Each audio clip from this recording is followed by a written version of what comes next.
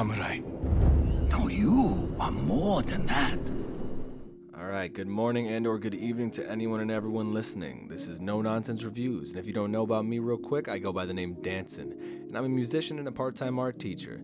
When I have the time, I like to indulge in movies, games, mostly along the lines of like sci-fi, comic book and stuff, and sometimes even post my opinion about it. Or I try to like cut through a lot of the nitpicky stuff and see why I either don't like something based on three things really. And that's whether or not it has a good story, how it looks visually, and if it's fun or engaging. And you know, that's pretty much No Nonsense Reviews. Before the new 1.1 update, I wanted to be late to the party as per usual with my review of Ghost of Tsushima, and just like when I show up to any party, I'm most likely going to disappoint a lot of people. So, let's get right to it, and please don't judge me if I can't pronounce Tsushima correctly as many times as I need to say it. I'm just human. Ghost of Tsushima is a third-person action-adventure game about a samurai's quest to protect the island from a Mongol invasion, and it was mostly single-player until the update was announced.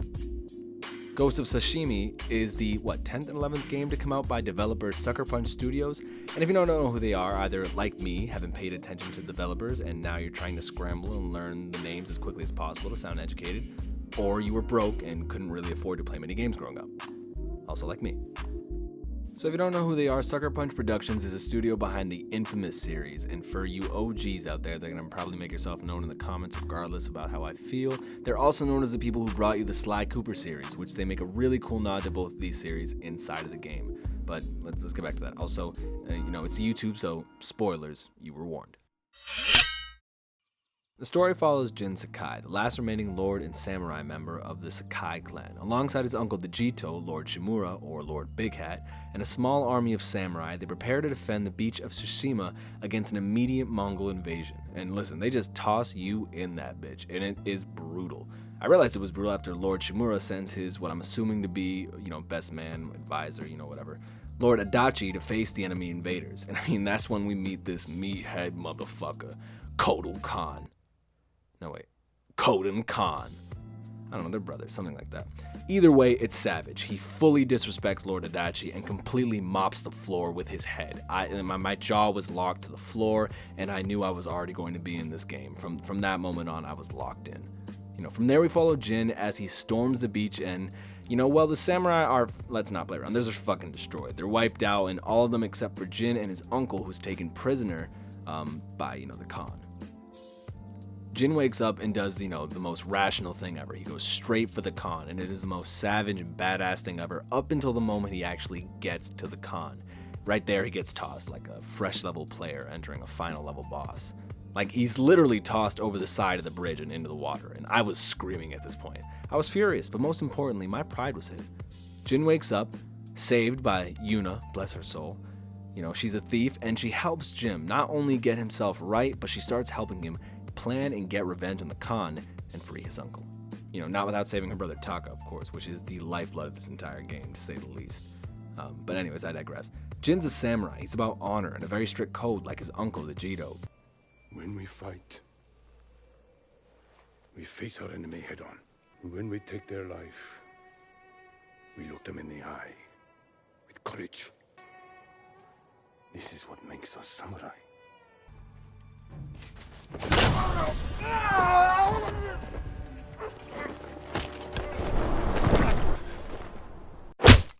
But Yuna isn't like that. She's a thief, and she teaches him ways to overcome the enemy that kind of mess with his code of honor. If he doesn't do that, he'll never really be able to actually defeat the enemy he's facing and free his uncle, because they're using savage tactics. They're going no rules. They're using the samurai's honor as a way to defeat them easily in battle. This is when the story takes off, and throughout the story, Jin faces choices that push him further and further away from that code of honor, but for the sake of either saving lives or doing something right. And, I'm so for it. I don't care how the rest of the characters feel, honestly. You get really tied in as everything unfolds, especially once you free your uncle. It happened within the first act, so I was honestly shocked, but as the game progresses, some of your actions really have these deep and painful consequences, like when like the loss of the realest fucking blacksmith ever. Taka! You're going to die for that. I was cold after that. I was ice. There was no going back. I leveled up, got my gear. I did storyline mission after storyline mission and didn't even finish most of them. I was so hell-bent on that revenge. All the while, my uncle looked at what I was becoming with dishonor. This wasn't the samurai way, and he kicked me out. He feared I was becoming the very monster I was trying to destroy, but he is a slave to his honor. And with every death the Mongols caused, I began to abandon mine. I was the ghost. And finally, the time came, the final showdown between me and he who I hated so much. And no, I'm not even talking about Ryozo. That dude isn't even getting a mention. Screw him. Fuck Ryozo, man. But no, this was the big one. The big kahuna. The fat fish. The thick turkey. The Khan. I went in, and I battled for all those who died by the hands of him and his men, and me multiple times over and over, mostly because damn it, I died a lot. But mainly I was just smashing buttons and I was screaming. But it was amazing. And in the end, the Khan was taken down, and it was so satisfying. So satisfying.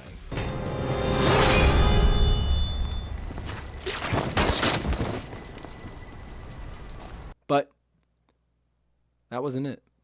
I thought it was over, you know. I was wrong.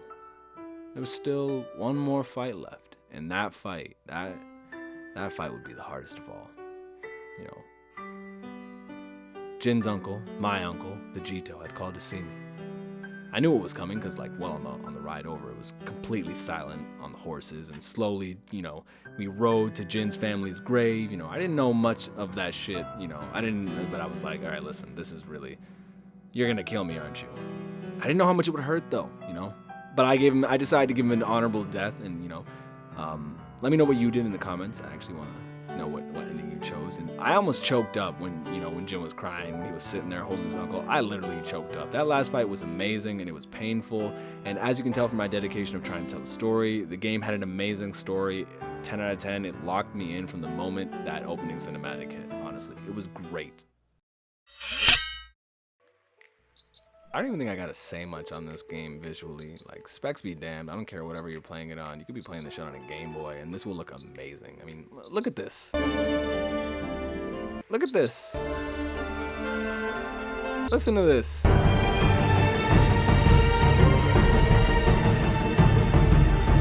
You know, the entire environment is a damn movie. Get out of my face. I do not care what you have to say about it. It is beautiful through and through, even when it's ugly. Alright, and here's the thickness. Ghost of Tsushima has some relatively simple gameplay, honestly. You know, you pick things up with the same button, you have a light and a heavy attack, and you string them together for combos, and, you know, use tools, aka gadgets, which would be for, like, any of you Arkham or Spider-Man players. But it's also got a nice way to separate it using, you know, sword styles that you learn over time in the game by either stalking enemy captains or just killing enemy captains. Either way, it's creepy. Truthfully, it makes the game a little challenging because each enemy has a specific way they can be taken down. You know, there's shield dudes, sword dudes, and the frickin' spear dudes. You know, you can use any style to take them down, but those goddamn spear enemies, and just not the normal ones. I'm talking about the brutes, the damn brutes with the spear. You know, you combine that with some interesting ninja tools, combat can be straight savage. You go in taking out whole platoons, whole squadrons of guys. You go in standoff mode, and then you take out 4 of them and awkwardly look at the rest as they fear. You know, actually, and towards the end of the game, you get the final stance, which is known as the ghost stance, and you just pretty much take out dudes in one hit, and it's completely savage. Combat, relatively straightforward, super simple, super fun.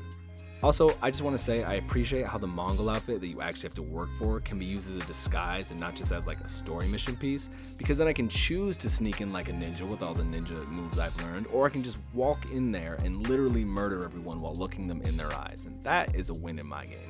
I don't see many games do that. I haven't really seen that since New Vegas, and it's super fun, and I just think that needed mentioning. You know, other than that, you have tools that you use in combat, which I definitely used a lot, I'm sorry.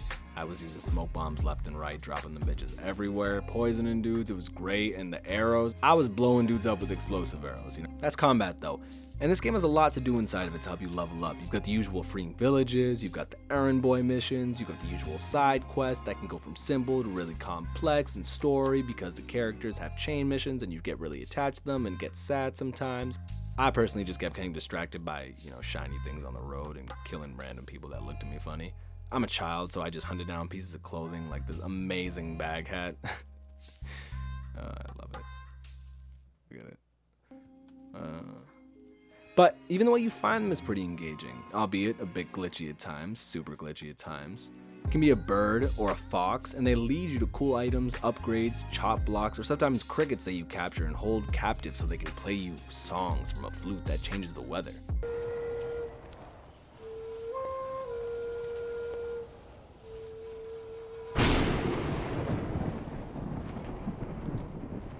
Magic. As far as objectives though, it's the wind, so no, it's the literal wind that points you to where you need to be. There's no on-screen map to guide you around, and it kind of adds to the scenery and I guess looks pretty, but personally, it's the most annoying yet beautiful way to do it, and I don't know how I feel. I'm kind of caught in between. A lot of the time it's just like throwing leaves in my face, but it gets the job done, so no complaining here. You know, I can't even say I got bored with this game. My life unfortunately doesn't allow me much access to it, so maybe this is more of a review light, but in the time I have played it, I was addicted and fully engaged, having a great time the whole time pretending I was Jin Sakai. My only reason for not playing more is, well, I don't actually own a PS4, it's my roommate's and I just binge it whenever he's not home. All in all, Ghost of Tsushima gives you a lot to do and guides you through an amazing world, a beautiful world, and an epic tale that I would highly recommend to anyone play if they can, and if you can't, find a friend with a PS4 and steal their PS4. It's incredibly fun and I can't wait to go back for this update so I can go back to it again with the New Game Plus mode now that I've beaten it, and actually play with some friends that I need to make, So are you excited for the update? I actually don't even know that. I'm looking forward to playing. Do you hate the sound of my voice? Whatever, put it in the comments, let me know. And if you're an avid PlayStation player, let me know more games to play, because there's a long list of games that I want to play for PlayStation, and I'm actually going to try and work on getting myself a PS4 Pro. So let me know, and that's really it. Like I said, I'm Dancing, aka the Comic Kid, with no nonsense reviews. Ghost of Tsushima is a great game, and I hope you check it out.